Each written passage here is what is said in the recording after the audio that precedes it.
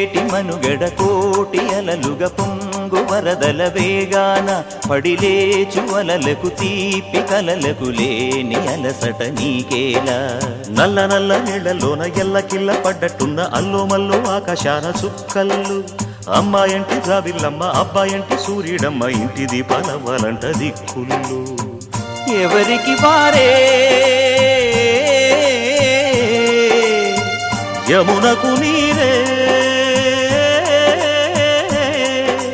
రేవు నీరు నావదంట నావతోడు రేవుదంట పంచుకుంటే